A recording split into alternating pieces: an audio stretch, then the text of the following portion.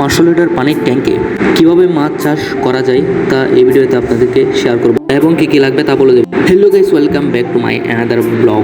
ঘরে বা বাসা বাড়িতে যেই পুরাতন 500 ট্যাঙ্ক বা 1000 লিটারের যে ট্যাঙ্কগুলো থাকে সেগুলোতে কি মাছ চাষ করা সম্ভব? অবশ্যই সম্ভব। তো কিভাবে, চলুন আজকের ভিডিওতে আপনাদের জানিয়ে দেবো। ভিডিওটা শুরু করার আগে আপনাদের কাছে একটা রিকোয়েস্ট, যারা এখন আমার চ্যানেলটি সাবস্ক্রাইব করেন অবশ্যই সাবস্ক্রাইব করে দিন। তো চলুন কথা না বাড়িয়ে ভিডিওটা শুরু করা যাক। মেইন পয়েন্ট হচ্ছে ট্যাঙ্কটা কিন্তু আপনারা রোদে বসাতে হবে। ট্যাঙ্ক যদি রোদে না বসান তাহলে কিন্তু মাছ বড় হতে পারবে। এসব বলতে গেলে কিন্তু ভিডিওটা অনেক লম্বা হয়, তো নেক্সট কোনো ভিডিওতে বলবো। ট্যাঙ্কের নিচে যে পাইপটা রয়েছে সেখানে কিন্তু আপনারা এভাবে একটা নেট লাগিয়ে দেবেন। এখান দিয়ে ময়লা চলে যাবে এবং কিন্তু মাছগুলো যাতে যেতে না পারে কিন্তু এরকম একটা ঝুড়ি নিয়ে নেবেন বা না হলে একটা হলো নিয়ে নেবেন, যেখান থেকে মাছের খাদ্যগুলো খেতে পারবে। প্রাকৃতিক খাদ্য তৈরি করার জন্য আমরা প্রথমে নিয়ে নিলাম কিছু মাটি। এটা সাধারণ এঁটেল মাটি নিয়ে নিলাম। তার উপর কিছু দিয়ে দেবো বালি, দেখতে পাচ্ছেন আমরা বালি দিয়ে দিলাম। তারপর দিয়ে দিতে হবে কিছু গোবর। তো আমি ভিজা গোবর ইউজ করেছি, আপনারা কিন্তু শুকনো গোবর ইউজ করতে পারেন।